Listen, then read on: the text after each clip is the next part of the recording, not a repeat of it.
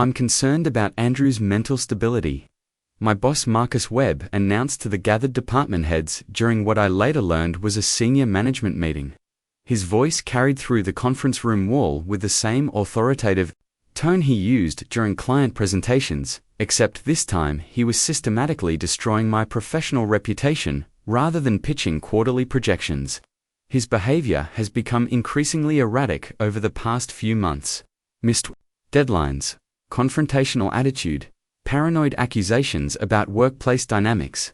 I think we need to consider whether he's having some kind of breakdown.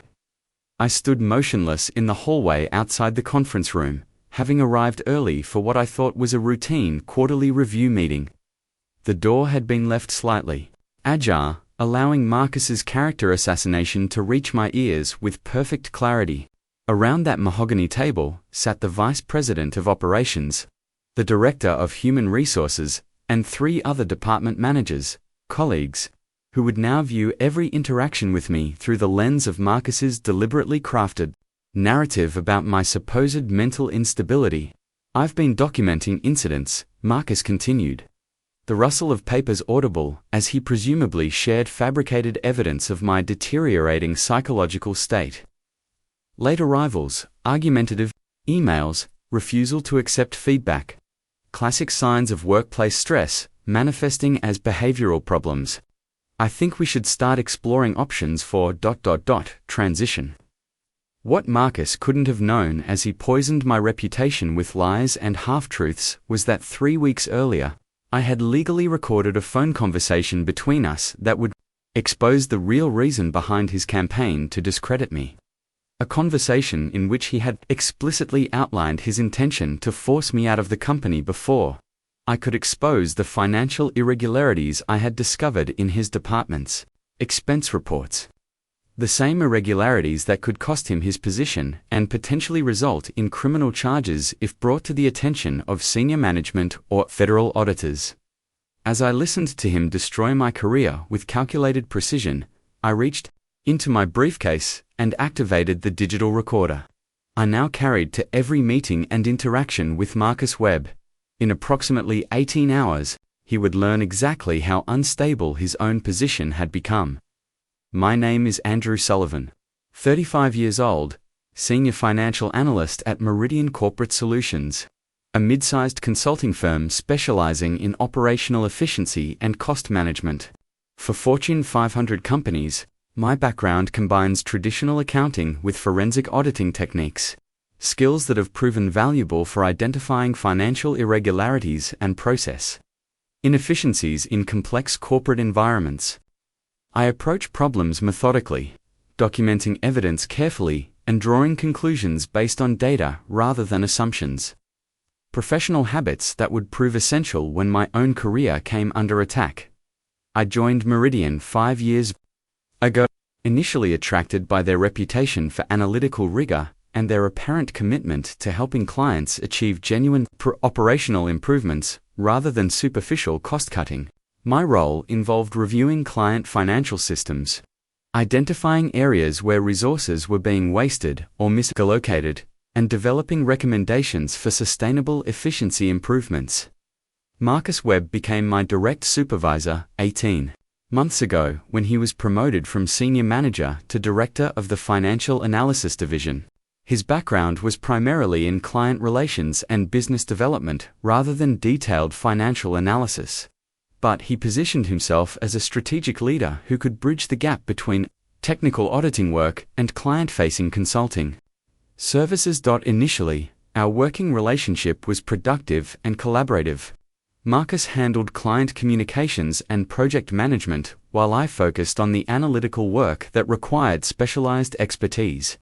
He seemed to appreciate my thorough approach to financial review and often praised my ability to identify problems that other analysts had missed during preliminary assessments. The first signs of tension appeared 6 months ago when I began noticing irregularities in our own department's expense reports and budget allocations. As someone trained to identify financial discrepancies, I couldn't help but observe patterns in Marcus's spending that seemed inconsistent with normal business practices and company policies. The irregularities were subtle but systematic. restaurant, charges that exceeded reasonable meal expenses, consistently categorized as client development despite occurring in locations where we had no active clients, hotel and travel expenses for conferences that weren't listed on any corporate calendar, or continuing education schedule. Most concerning, a pattern of consulting fees paid to strategic advisory services, a company that appeared to exist primarily on paper without clear deliverables or documented services. Over several months, I tracked these questionable expenses while maintaining my regular analytical duties.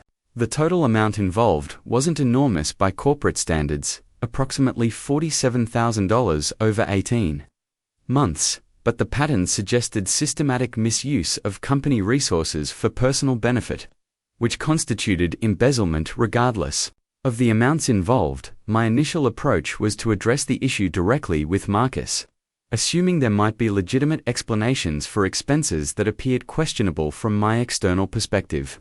"I've been reviewing some of our departmental spending patterns," I told him during a private meeting in his office, "and I wanted to clarify some expense categories that seem unusual." Marcus's reaction was immediate and defensive. "Andrew, I appreciate your attention to detail, but departmental spending is my responsibility, not yours. Your job is to analyze client financials, not to audit your colleagues." "I understand that, but as a financial analyst, I can't help noticing patterns that would concern me if I saw them in a client's books. I thought you'd want to be aware of anything that might raise questions during our annual audit." "What are you implying exactly?" His tone had shifted from defensive to hostile, a change that suggested my concerns were more accurate than I had hoped. "I'm not implying anything. I'm simply noting expense patterns that don't align with normal business practices and wondering if there are explanations I'm not aware of." Marcus leaned forward, his expression hardening. "Andrew, I think you're overstepping your boundaries here. These kinds of paranoid accusations about colleagues aren't helpful for team dynamics or your own professional development." The use of the word paranoid was my first indication that Marcus intended to characterize my legitimate concerns as psychological problems rather than addressing the underlying financial irregularities. Over the following weeks, this pattern would escalate as Marcus began systematically undermining my credibility rather than providing explanations for the questionable expenses. Shortly after that initial conversation, Marcus began changing our working relationship in subtle but significant ways. He started excluding me from client meetings where my analytical input had previously been valued. He began reassigning my most interesting projects to other team members while giving me routine tasks that didn't utilize my specialized skills. Most concerning, he started documenting minor issues with my work that had never been problems before, arriving 5 minutes late to a morning meeting, asking follow-up questions that he characterized as excessive detail orientation, and requesting clarification on project specifications that he reframed as difficulty accepting direction. I recognized this pattern from cases I had studied during my forensic accounting training. When employees discover financial irregularities and raise concerns through proper channels, corrupt managers often respond by attacking the messenger rather than addressing the underlying problems. The strategy involves systematically documenting minor performance issues, characterizing the employee as difficult or unstable, and eventually creating justification for termination that obscures the real motive for getting rid of someone who poses a threat. Understanding this dynamic, I began taking defensive measures to protect both my professional position and the evidence of Marcus's financial misconduct. I started maintaining detailed records of all interactions with Marcus, including emails, meeting notes, and documentation of project assignments and performance feedback. I also began researching the legal requirements for recording conversations. In our state, discovering that Illinois is a single-party consent jurisdiction where I could legally record phone calls and meetings as long as I was a participant in the conversation. The decision to begin recording conversations wasn't made lightly. It represented a recognition that my employment situation had deteriorated to the point where legal protection might become necessary. But Marcus's increasingly hostile behavior and systematic efforts to document fabricated performance problems suggested that he was building a case for termination that would prevent me from pursuing the financial irregularities I had discovered. 3 weeks before, overhearing Marcus's character assassination in the conference room, I had initiated what would prove to be the most important phone conversation of our professional relationship. Marcus had called me at home on a Saturday morning, ostensibly to discuss a client project deadline, but actually to deliver what amounted to a threatening ultimatum about my future with the company. "Andrew, I've been thinking about our conversation last month regarding departmental expenses," he began, his tone suggesting this was a continuation of ongoing discussions rather than an isolated incident. "I think you need to understand something about how things work in the corporate world." I activated my recording app, ensured that the call was being captured clearly, and responded neutrally. "I'm listening, Marcus. Sometimes, in order to maintain client relationships and develop new business opportunities, managers need flexibility in how they handle expenses and resource allocation. What might look irregular to someone with limited business experience is actually standard practice for senior-level relationship management. Can you give me some specific examples of what you mean?" "Well, for instance, the strategic advisory services consulting fees you were questioning aren't traditional vendor relationships. They represent strategic partnerships that provide value through networking and business development opportunities that don't show up in conventional deliverables." This admission was significant because it confirmed that Marcus was aware of my concerns about specific expenses and was attempting to provide explanations that still didn't address the fundamental issue of whether these payments represented legitimate business expenses or personal benefits disguised as corporate expenditures. "I see," I replied, allowing him to continue elaborating on his explanations. "The point is, Andrew, that questioning these kinds of senior management decisions creates problems for everyone involved. It suggests a lack of trust in leadership, judgment, and can damage team cohesion and morale." "What are you saying exactly?" "Marcus, I'm saying that employees who can't adapt to corporate realities and who persist in raising unnecessary questions about management decisions usually find that their career prospects become ... limited. Companies need team players who understand when to ask questions and when to focus on their assigned responsibilities." The threat was clear but carefully worded to avoid explicit admission of retaliation.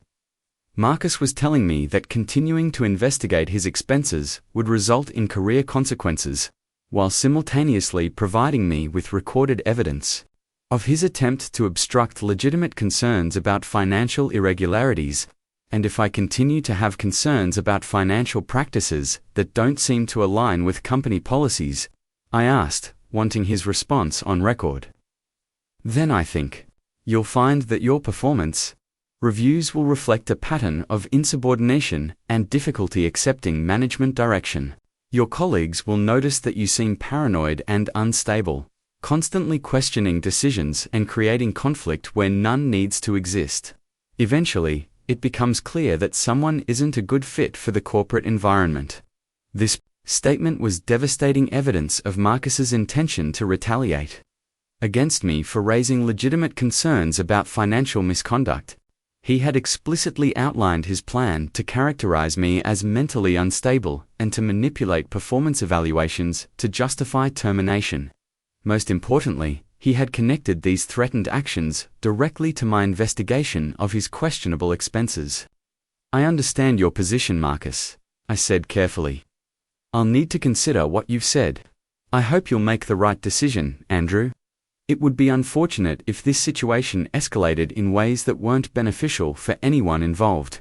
After ending the call, I immediately backed up the recording to multiple secure locations and consulted with an employment attorney who specialized in whistleblower protection and workplace retaliation cases.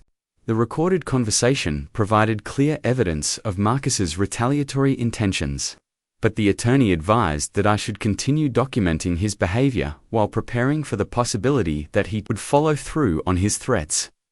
Over the next 3 weeks, Marcus's behavior escalated exactly as he had outlined during our recorded conversation.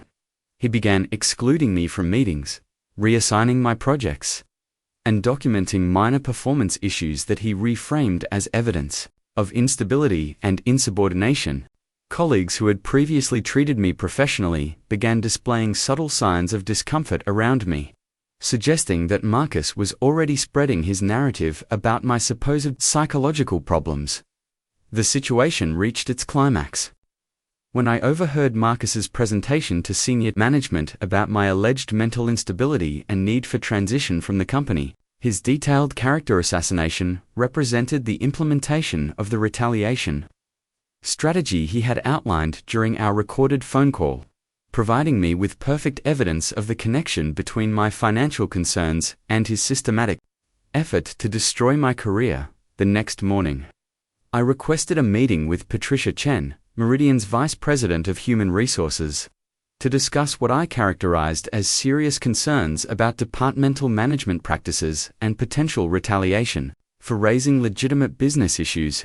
Patricia, a seasoned HR professional with extensive experience managing complex workplace conflicts, listened carefully as I outlined the timeline of events, beginning with my discovery of questionable expenses, continuing through Marcus's threatening phone call, and culminating in his presentation to senior management about my supposed mental instability. "These are serious allegations, Andrew," she said after reviewing the documentation I had prepared. "Do you have evidence supporting your claims about retaliation and financial irregularities?"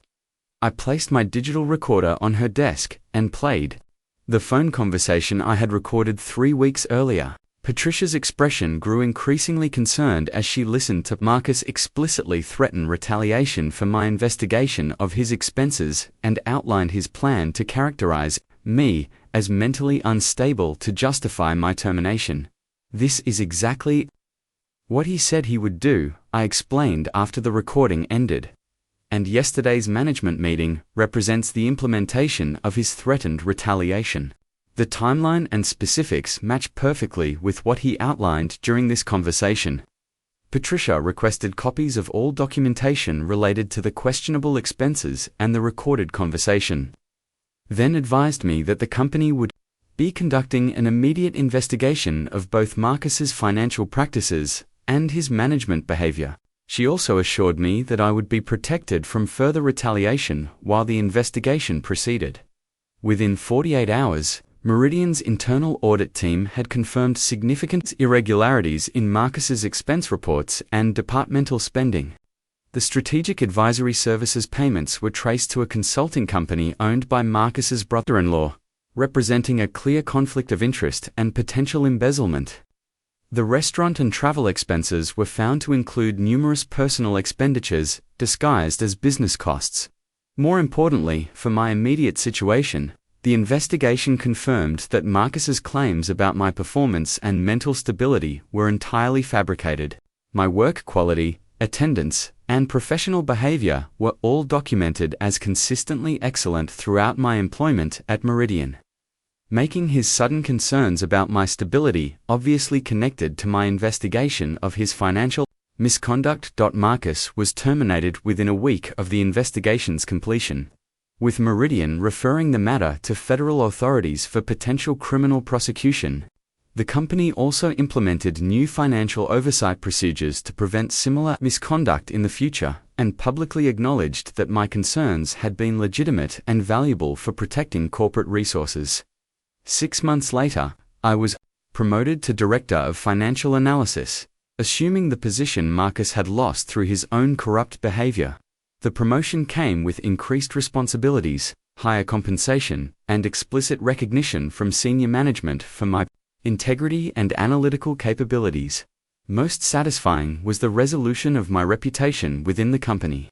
Colleagues who had begun treating me with suspicion after Marcus's character assassination campaign learned the truth about his retaliation and manipulation. Rather than being viewed as unstable or paranoid, I became known as someone who had demonstrated exceptional integrity under pressure and had protected the company from ongoing financial fraud. A year after the incident, I received a LinkedIn message from Marcus, who had been unable to find similar employment in the consulting industry after word of his misconduct spread through professional networks. He expressed regret for his behavior and asked if I might provide a professional reference for positions he was considering outside the financial services sector. I declined politely, but without animosity, explaining that our professional relationship had been too damaged by his retaliation and fraud for me to provide meaningful references. The message served as confirmation that actions have consequences, and that attempting to destroy others' careers often results in destroying your own instead. Today, I continue working at Meridian in an expanded role that includes oversight of ethical compliance and financial integrity across multiple departments. The experience with Marcus taught me valuable lessons about recognizing and documenting workplace retaliation while maintaining professional standards and personal integrity under pressure. My boss told everyone I was unstable, not knowing I had recorded our phone conversation where he explicitly outlined his plan to retaliate against me for discovering his financial misconduct. His attempt to destroy my career through fabricated claims about my mental stability became the evidence that exposed his own corruption and ultimately led to his termination and potential criminal prosecution. The experience demonstrated that careful documentation and strategic thinking can protect employees from retaliation, while exposing the misconduct that motivates such attacks. Sometimes, the greatest threat to workplace integrity comes not from external competition but from corrupt colleagues who view honest employees as obstacles to their own illegal activities. Most importantly, I learned that maintaining professional standards and ethical behavior, even when under attack, ultimately provides the strongest protection against those who would sacrifice others' careers to protect their own wrongdoing. Truth and evidence prevail over manipulation and deception, but only when honest employees are willing to document their experiences and stand up for what's right, despite personal risks.